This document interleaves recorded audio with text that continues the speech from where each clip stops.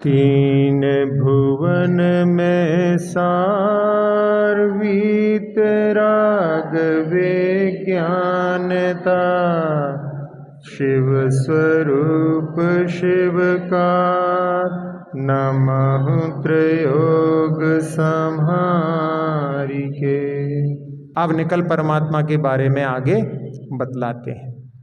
ज्ञान शरीरी त्रिविध कर्म मल, वर्जित सिद्ध महंता, ते हैं निकल अमल परमात्म, भोगें शर्म अनंता। बहिरात्मता है जानी तज, अंतर आत्म हुजे, परमात्म को ध्याय निरंतर, जो नित्य आनंद पूजे।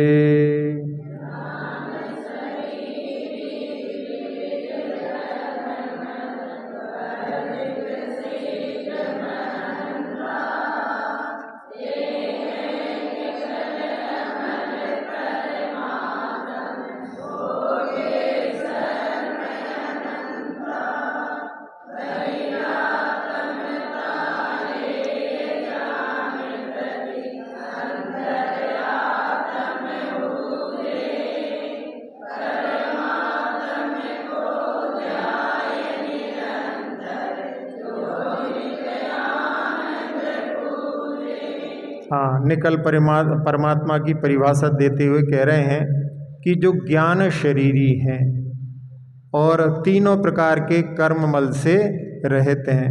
तो जहाँ द्रव्य कर्म जो 8 प्रकार के होते हैं उनसे रहित हैं, और भाव कर्म जो राग द्वेष आदि होते हैं उनसे रहित होते हैं, और शरीर आदि 9 कर्म से रहित होते हैं। ऐसे ज्ञान शरीरी सिद्ध जो महान सिद्ध हैं वो निकल परमात्मा कहलाते हैं, और वो निर्मल हैं, शुद्ध हैं, और भोगें शर्म अनंता, जो अनंत सुख का भोग प्रति समय करते रहते हैं। तो ऐसे जो हैं, जो सबका लक्ष्य हैं, ऐसे निकल परमात्मा, क्योंकि जब तक शरीर आदि है तब तक ही सारे दुख हैं। इसीलिए संयोग तो दुख मनेक भेदम, सामयिक पाठ में पढ़ते हैं कि संयोग से अनेक प्रकार के दुख जीव संसार में प्राप्त करता है। तो उसमें सबसे बड़ा संयोग तो ये शरीर का ही है। जब तक ये है, इसी के निमित्त से सारे संबंध बनते हैं और इसी के निमित्त से सारे दुखों को जीव प्राप्त करता है। तो जब ये शरीर से रहित हो जाते हैं तो ज्ञान शरीरी उनका नाम पड़ जाता है, और ऐसे जो सिद्ध परमात्मा हैं वो अनंत सुखों का भोग करते हैं। तो सबका लक्ष्य अपने लिए उस पद को प्राप्त करने का होना चाहिए। और साथ साथ में सबसे पहले जो बहिरात्मता होती, यानी बहिरात्मपना, जिसके माध्यम से कभी भी अंतरंग जगत के बारे में, अध्यात्म के बारे में दृष्टि ही नहीं जाती, उससे ऊपर उठना चाहिए। तो उसमें दृश्य जगत से ऊपर उठ करके अदृश्य भी कोई जगत है। अपना जो कुछ अपन बाहर इंद्रियों के माध्यम से देखते हैं उसी को जो है अपन सब कुछ यदि मान करके चलते हैं, तो इसका मतलब है अभी बहिरात्मता से अपन ऊपर नहीं उठे हैं। अंतर जगत अपने अंदर, जिसमें कि जहाँ आत्मा है और लोक परलोक हैं, इन सब के बारे में विचार करके और 12 भावनाओं का जो चिंतन होता है, तो वो जो है उसके माध्यम से अपने को बहिरात्मता पर विजय प्राप्त करना चाहिए। इसलिए यहाँ पर कह रहे हैं कि बहिरात्मता को छोड़ करके और वो हे जान करके, जानना है सबको, लेकिन जानते समय में जहाँ जिसको जाना जाता है वो ज्ञेय कहलाता है, और ज्ञेय के बाद में जो छोड़ने योग्य है उसको हे कहा जाता है, और जो ग्रहण करने योग्य है वो उपादेय कहलाता है। तो जान करके सबको, और उसमें बहिरात्मता, जो बहिरात्मपना है वो हे है, क्योंकि वो केवल बाहर के जगत में दिखता रहता है। एक बार रूपक के रूप में भगवान परेशान हो गए। वैसे भगवान कभी परेशान नहीं होते, पर का जो ईशान यानी स्वामी होता है वो ही परेशान होता है। जो पर का स्वामी बनता है वो ही परेशान होता है। तो भगवान किसी पर के स्वामी नहीं है, इसलिए परेशान नहीं है, लेकिन रूपक में कि भगवान परेशान हो गए। क्यों हो गए परेशान? कि भक्त लोग जो है हमेशा ये चाहिए वो चाहिए मांगते रहते हैं। तो किसी ने भगवान को सलाह दी, वैसे भगवान को कोई सलाह नहीं देता, फिर भी कोई कंसल्टेंट ने भगवान को सलाह दी कि हम आपको ऐसी जगह बता रहे हैं जहाँ पर आप रहोगे, आप कभी भी जो है परेशान नहीं होगे, आप तक पहुँच ही नहीं पाएगा, ऐसी जगह बताते हैं हम आपके लिए। उन्होंने कहा हाँ बताओ भाई। कि जो मांगने वाला है उसके अंदर जो है आप छुप करके बैठ जाओ, वो बाहर घूमता रहेगा, अंदर कभी झांकेगा ही नहीं, तो आप कभी परेशान नहीं होंगे। तो ऐसी जो है स्थिति संसार में बहुतायत जीवों की बनती है, जो केवल बाहरी जगत में ही जीते रहते हैं। इसलिए बहिरात्मपने को छोड़ करके और अंतरात्मा, जो चौथे गुण स्थान से भी जगन्य अंतरात्मा हो जाता है, तो उसके लिए अपने लिए पुरुषार्थ करना चाहिए। और अंतरात्मा होकर के और परमात्मा का भी ध्यान करके, जब भी समय मिले परमात्मा का ध्यान करके, निरंतर लिखा है, तो जो निरंतर ध्यान करते हैं उस परमात्मा के ध्यान से वो नित्य ही आनंद सुख को जो है प्राप्त होते हैं। और शरीर आदि 9 कर्म, यहाँ पे 9 कर्म से जो है, 9 कर्म से जो है कई बार लोग जो है 9 संज्ञा है, ऐसा नहीं। 9 कर्म जो है शरीर आदि, यानी शरीर आदि बाहर की जितनी भी चीज़ें हैं वो सब 9 कर्म कहलाती हैं। वो 9 कर्म में कई बार लोग 9 गिनती गिनने लगते हैं, ऐसा नहीं है वो वहाँ पे। तो हाँ 9 कर्म यानी शरीर को आदि लेकर के और बाहर की जितनी भी चीज़ें हैं वो सब 9 कर्म कहलाती हैं। तो 9 कर्म के सहयोग से ही कर्म अपना फल देते हैं। यानी आप यदि मंदिर में बैठे हो तो उस समय में जो है 9 कर्म की उपलब्धि नहीं है बाहर के, तो इसलिए उसके माध्यम से कोई ऐसी विपरीत परिस्थिति भी बन जाती है, तो वहाँ पर कषाएं नहीं भड़कती हैं। लेकिन फिर आपसे कोई टकरा ही जाए तो फिर कषाएं भड़क जाती हैं, तो वो जो है वो भी एक 9 कर्म है। तो वैसे जो है बाहर की चीज़ों में वहाँ पर मंदिर आदि द्रव्य क्षेत्र काल भाव का प्रभाव के कारण में वहाँ पर ऐसी स्थिति नहीं बनती है। तो वो शरीर आदि यानी बाकी सब चीज़ें भी, जिन जिन चीज़, घर भी अपना 9 कर्म है, और अपने पुत्र कलत्र आदि सब 9 कर्म है। तो ये सारी चीज़ें बाहर की जो है वो 9 कर्म कहलाती हैं। तो ऐसे जो है जहाँ बात चल रही थी कि बहिरात्मा को छोड़ करके और जो परमात्मा का ध्यान करते हैं अंतरात्मा, वो अनंत सुख को भी जो है प्राप्त कराने वाला कार्य होता है। तो इसलिए यहाँ पर जो नित्य आनंद पूजे, तो वो जो है यानी नित्य यानी अनंत सुख को जो है प्राप्त कराने वाला होता है। तो ऐसे लक्ष्य को प्राप्त कराने का कारण परमात्मा का ध्यान है। सोहम सोहम करते करते और जो है एक दिन जो है आत्मा भी परमात्मा बन जाता है। अब अजीव तत्व के बारे में बतला रहे हैं। चेतनता बिन सो अजीव हैं, पंच भेदता के हैं, पुद्गल पंच वरन रस गंध दो फरस वसु जाके हैं। जिय पुद्गल को चलन सहाई, धर्म द्रव्य अनुरूपी, तिष्ठत होए अधर्म सहाई, जिन विन मूर्ति निरूपी।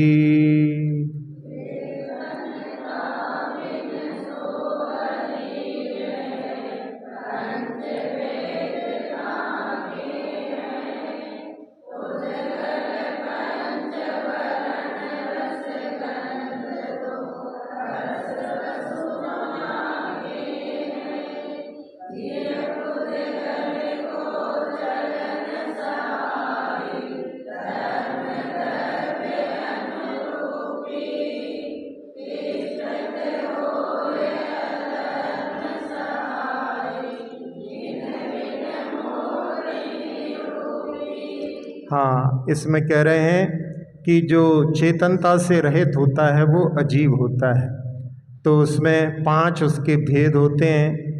तो जहाँ द्रव्य संग्रह में जहाँ जीवम अजीवम दब्बम, तो जीव द्रव्य को छोड़ करके जो अजीव द्रव्य है वो 5 भेद वाला है। और उसमें सबसे पहला पुद्गल है, और पुद्गल के पास में स्पर्श रस गंध वर्णवंतः पुद्गलाः, तो उसमें स्पर्श होता है उसके पास में। तो यहाँ पर स्पर्श में 8 प्रकार के फरस वसु जाके हैं, और रस कितने होते हैं? 5 होते हैं, और 5 ही उसके पास में मुख्य रंग होते हैं, वर्ण होते हैं, और 2 प्रकार की गंध होती है। तो 5 वर्ण तो जो ध्वजा में रहते हैं, जैन ध्वजा में वो 5 वर्ण होते हैं। कौन कौन से हैं? हाँ, ये 5 रंग हो गए, और 5 ही उसके पास में रस होते हैं। कौन कौन से? खट्टा, मीठा, कड़वा, कसायला, चरपरा। अब इसमें खारा क्यों नहीं दिया?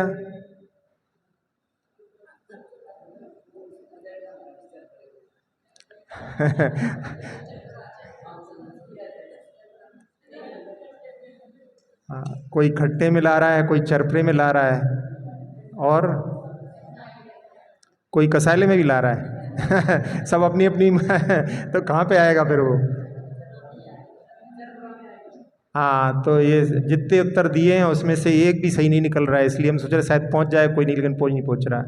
आप लोगों को सुनकर के आश्चर्य होगा कि खारा जो है मीठे में आता है।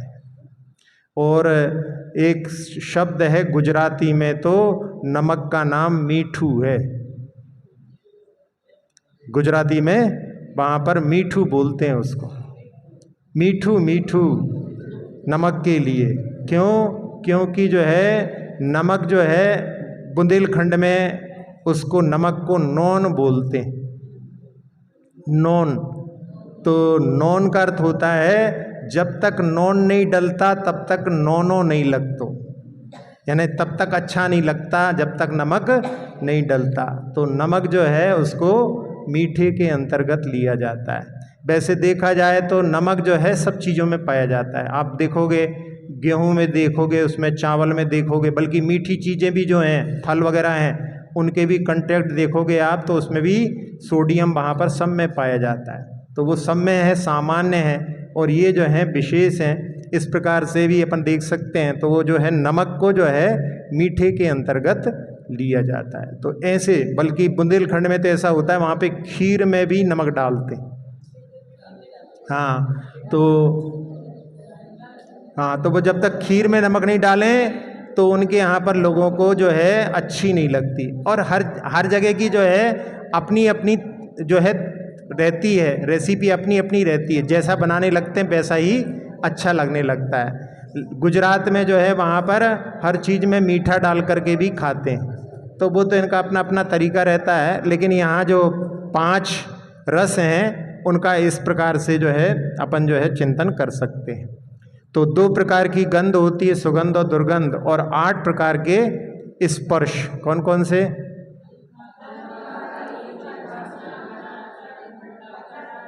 ठंडा, गरम, कड़ा, नरम, हल्का, भारी, रूखा, चिकना, ऐसे जो हैं 8 स्पर्श होते हैं। फिर इसके बाद में धर्म द्रव्य के बारे में बता रहे हैं कि जो जीव और पुद्गल को चलने में सहायक होता है वह धर्म द्रव्य अनुरूपी यानी अमूर्तिक है, उसके पास में ये स्पर्श रस गंध वर्ण नहीं होते। जैसे ट्रेन को चलने के लिए पटरी आवश्यक होती है, पटरी के बिना ट्रेन नहीं चलती, ऐसे ही धर्म द्रव्य के बिना जीव और पुद्गल चलने में समर्थ नहीं होते। और ठहरने में अधर्म द्रव्य सहायी होता है, ये भी जो है बिन मूर्ति यानी अमूर्तिक है, ऐसा जिनेंद्र भगवान ने निरूपित किया है। तो ऐसे जो है इसमें पुद्गल, धर्म, अधर्म, इन 3 के लक्षण यहाँ पर बतला दिए। वैसे जो हैं 2 द्रव्य जो धर्म अधर्म द्रव्य हैं वो दिखलाई नहीं देते, लेकिन साइंस भी ऐसा मानता है कि जो प्रकाश चलता है उसको भी कोई आधार चाहिए, उसके बिना वो चल नहीं पाता। तो ऐसे जहाँ पर जो विज्ञान में भी इसको स्वीकार किया है, तो ऐसे जो द्रव्य धर्म और अधर्म द्रव्य होते हैं जो अपने चलने और ठहरने में सहकारी होते हैं। लेकिन ये दोनों द्रव्य कैसे हैं? दोनों वहाँ पर प्रेरक नहीं है, उदासीन हैं। तो इसलिए जो चलना चाहता है उसको चलने में सहायक हो जाते हैं। नहीं तो यदि प्रेरक होते तो एक चलने के लिए कहता और एक ठहरने के लिए कहता तो लड़ाई होती। इसलिए ये उदासीन है। इसलिए जो चलना चाहता है उसको चलने में स्वतंत्रता है और जो ठहरना चाहता है उसको ठहरने में। सकल द्रव्य को वास जास में, सो आकाश पिछानो, नियत वर्तना निशि दिन, सो व्यवहार काल परिमानो। यों अजीव अब आश्रव सुनिए, मन वच काय त्रयोगा, मिथ्या विरत अरु कषाय, परमाद सहित उपयोगा।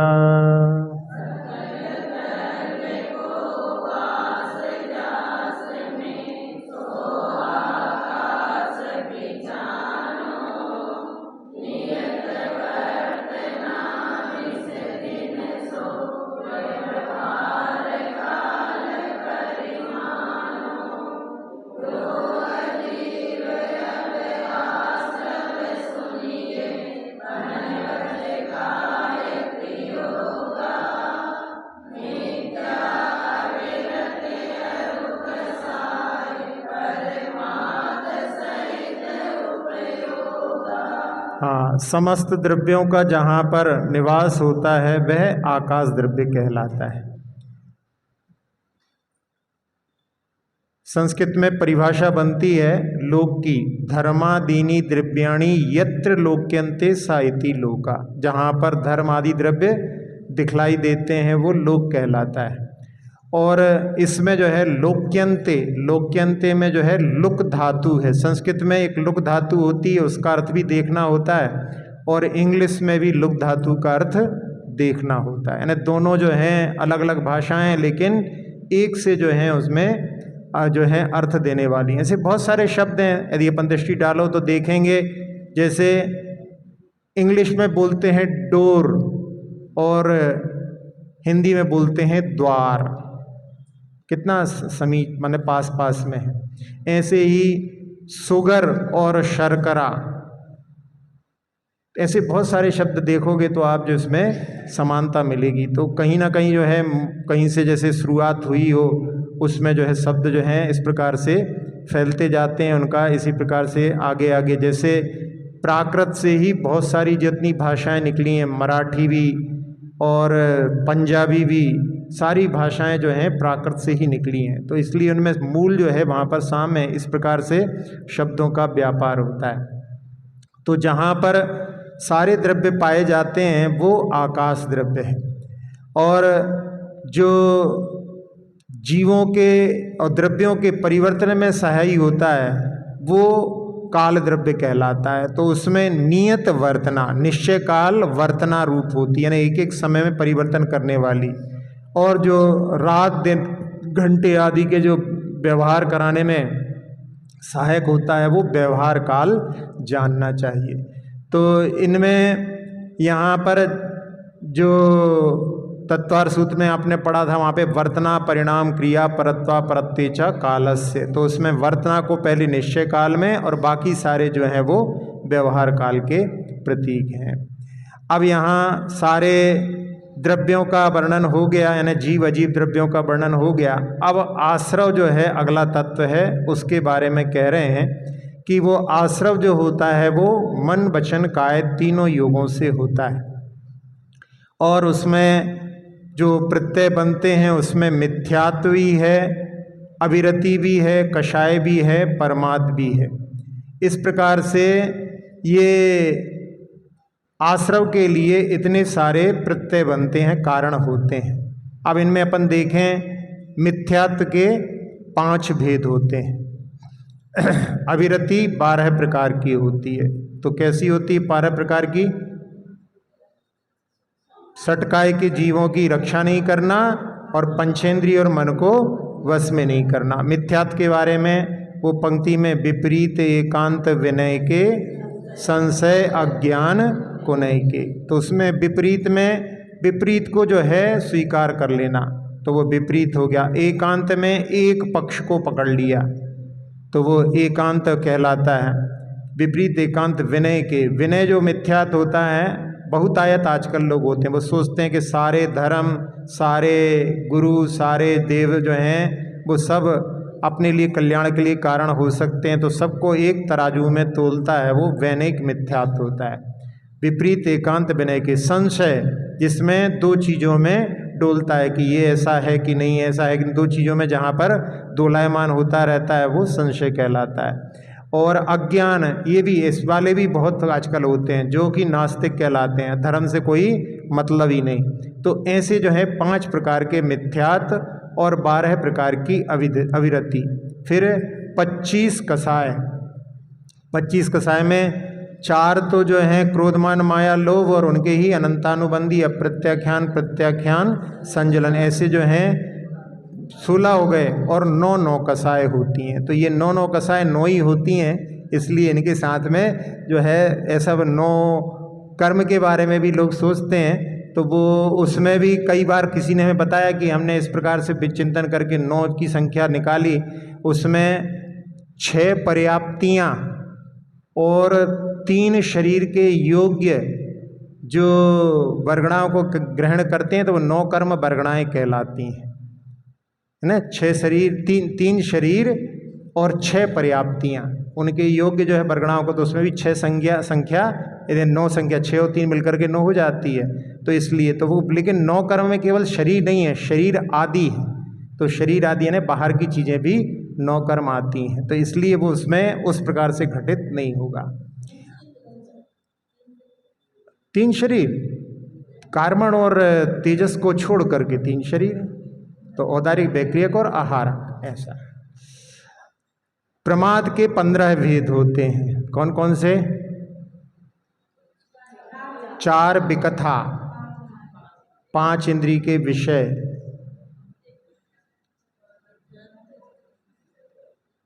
4 कषाय, हाँ, फिर स्नेह, हाँ, और एक स्नेह, इसके अलावा एक और कौन है? निद्रा, हाँ, ऐसे 15 जो हैं प्रमाद होते हैं, और योग भी 15 होते हैं।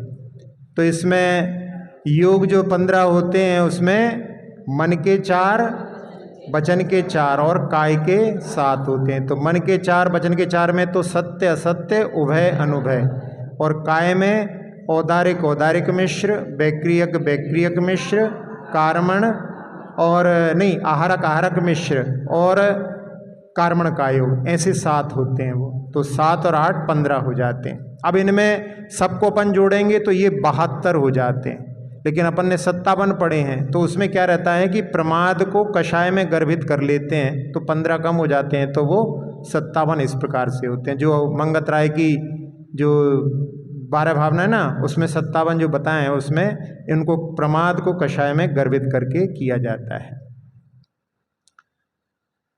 अब ये आश्रम जो है वो संसार में दुख देने वाला है, इसलिए उसके लिए कह रहे हैं, ये ही आत्म को दुख कारण, ताते इनको तजिए,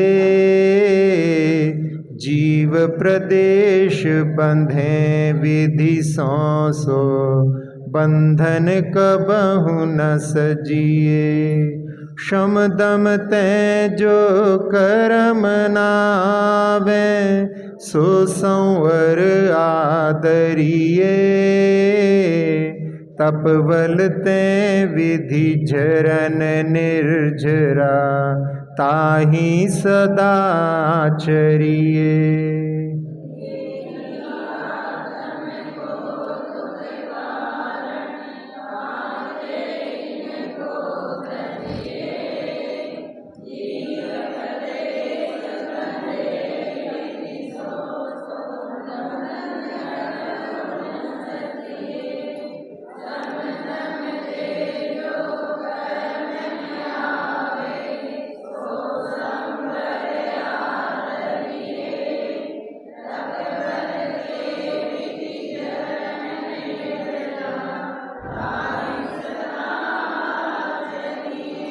हाँ, ये जो आश्रव है वो आत्मा के लिए दुख का कारण है, और इसलिए यहाँ प्रेरणा दे रहे हैं कि इसलिए अपने को आश्रव का त्याग करना चाहिए। और जब कर्म आते हैं, वैसे कर्म आना कहा जाता है, लेकिन जहाँ पर जो कर्म अपनी आत्मा के प्रदेशों में स्थित हैं वो ही जो है कार्मण रूप में, कार्मण वर्गणाएँ जो है कर्म के रूप में परिणत हो जाती हैं। तो ये समझाने के लिए कि जैसे मोरी से जल आता है, इस केवल समझाने के लिए कहा जाता है। तो वो जब कर्म बंध जाते हैं आत्मा से, कर्म आत्मा एक में एक हो जाते हैं, तो वो बंधन जो है वो दुख का कारण होता है। इसलिए कह रहे हैं कि वो बंधन जो है कभी भी नहीं करना चाहिए। और शम दम ते जो कर्म ना आवे, शम यानी कषायों का शमन, और दम यानी यहाँ पर इंद्रियों पर और मन पर विजय प्राप्त करना, उसके माध्यम से कर्म नहीं आते हैं। तो ऐसे संवर को सदा जो है आदर भाव से उसको स्वीकार करना चाहिए। जब झाड़ू लगाना हो कमरे में तो खिड़की दरवाजे बंद करना पड़ते हैं, नहीं तो बाहर से धूल आएगी तो सफाई नहीं हो पाएगी। तो वो संवर जो है पहले किया जाता है, आने वाली जो है उनको रोका जाता है, फिर जो है निर्जरा का कार्य होता है। संवर पूर्वक ही निर्जरा कार्यकारी होती है। तो उसमें जहाँ तप के माध्यम से जो विधि यानी कर्मों की निर्जरा होती है, उसका जो है सदा आचरण करना चाहिए। न तप के लिए हमेशा मन में उत्साह के साथ में उसको धारण करना चाहिए। जहाँ तप यदि नहीं भी बनता तो जो लोग तपस्वी हैं उनकी प्रशंसा करना चाहिए, उनकी सेवा करना चाहिए, उनके गुणानुवाद करना चाहिए। जैसे जिनसे उपवास नहीं बनता तो वो जो उपवास करने वाले हैं उनकी हमेशा प्रशंसा करो। अपने अंदर अपने आप ही जो है उन कर्मों का, जो कि उस अपने लिए शक्ति प्रदान करने वाले, शक्ति को रोकने वाले हैं, उन कर्मों का क्षयोपशम उसके माध्यम से अवश्य प्राप्त होगा। उनकी सेवा करो तो उसके माध्यम से भी अपने लिए धीरे धीरे जो है तप करने की सामर्थ्य आ जाती है। तो ऐसे जो हैं जो तप के माध्यम से निर्जरा होती है, इसलिए उसका हमेशा आचरण करना चाहिए, उसको प्राप्त करना चाहिए। अब मोक्ष तत्व का लक्षण और व्यवहार सम्यक दर्शन का स्वरूप बतलाते हुए कह रहे हैं, सकल कर्म तै रहित अवस्था, सो शिव थिर सुखकारी, इहि विधि जो सरधा तत्वन की, सो समकित व्यवहारी।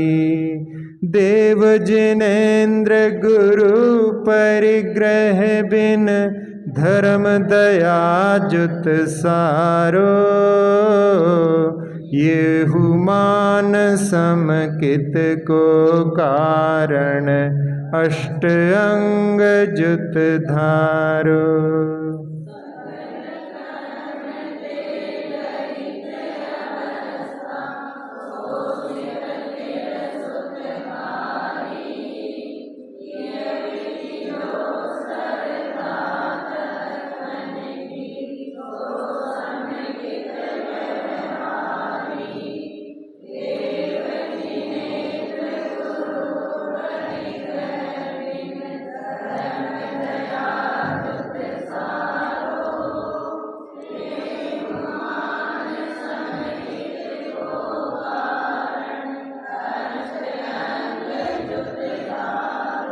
हाँ, सारे संसार में जो जितनी भी विचित्रता दिखाई देती है वो सब कर्म के माध्यम से होती है, और कर्म के अभाव में सिद्धों में कोई भी जो है विचित्रता नहीं, सब सिद्ध समान है। भले ही आत्मा उनकी पूर्व के शरीर के अनुसार बड़ी छोटी हो सकती है, लेकिन गुणों की अपेक्षा से कोई भी अंतर नहीं है। तो समस्त कर्मों से रहित जो अवस्था होती है वो मोक्ष जो स्थिर सुख को देने वाला है। यानी अभी अपने लिए जो संसार में जो भी जिन चीज़ों में अपन ने सुख मान रखा है वो सब क्षण भंग रहे छूट जाता है, और स्थान भी जो है स्थिर नहीं है, इधर से उधर भ्रमण करते रहते हैं। तो उनके लिए शाश्वत स्थान भी प्राप्त हो जाता है, स्थिर सुख की प्राप्ति होती है। तो ऐसे जो है मोक्ष के बारे में विचार करके तो यहाँ पर ये 7 तत्व हो गए। तो इस प्रकार से जो 7 तत्वों का श्रद्धान है वो व्यवहार सम्यक्त कहलाता है। तो ये व्यवहार सम्यक इसको जान करके जब आगे मोक्ष पद पर बढ़ते हैं, ध्यान में लीन होते मुनिराज, तब वो निश्चय सम्यक्त को प्राप्त करते हैं। तो यहाँ पर इन सम्यक दर्शन के लिए, प्राप्त करने के लिए और भी जो है तरीके बता रहे हैं। जैसे 7 तत्वों का सिद्धांत भी सम्यक दर्शन कहलाता है, ऐसे ही यहाँ पर देव जिनेंद्र और जो गुरु होते हैं वो परिग्रह से रहित होते हैं, और धर्म जो है वो दया से युक्त अहिंसा में होता है। ऐसे धर्म का जहाँ पर श्रद्धान किया जाता है वो भी सम्यक दर्शन का कारण होता है। यानी सम्यक दर्शन के लिए, जैसे सुबह भी रत्नगढ़ श्रावकाचार्य में अपन ने देखा था, वहाँ पर देवशास्त्र गुरु का सिद्धांत भी, 7 तत्वों के सिद्धांत के बारे में भी, और भेद विज्ञान के माध्यम से भी सम्यक दर्शन होता है। तो ये सभी कारण अलग अलग परिपाटी के अनुसार बतलाए गए हैं, लेकिन सबका अर्थ एक ही है। तो ये सब सम्यक दर्शन के कारण जानना चाहिए। और जो सम्यक दर्शन होता है वो 8 अंगों से युक्त होता है। जैसे अपने शरीर के 8 अंग होते हैं, वैसे ही सम्यक दर्शन के 8 अंग होते हैं। तो उनके बारे में अब विस्तार से आगे बतलाएंगे। अपने 2 हाथ, 2 पैर, और हृदय, पीठ, नितंब और मस्तक, ऐसे जो हैं 8 अंग होते हैं। तो इन 8 अंगों से समानता रखते हुए सम्यक दर्शन के 8 अंग होते हैं। इनके बारे में अपन आगे विचार करेंगे। अक्षर पद मात्रा से दूषित वचन अगर ममहीन रहे, प्रमाद कषाय के वश में सम्यक अर्थ विलीन किए। जिन वाणी माता मेरी उन सब त्रुटियों को क्षमा करें, दे आशीष शीघ्र हम सबको केवल लब्धि रमा प्राप्त हमें हो, परिणामों की शुद्धि हो, निज आत्म उपलब्ध हमें हो, शाश्वत सुख की सिद्धि हो। चिंतित वस्तु दात्री माता, चिंतामणि उपमा भाती, करूं वंदना पूर्ण विनय से, चरण रखूं मैं ये पाती।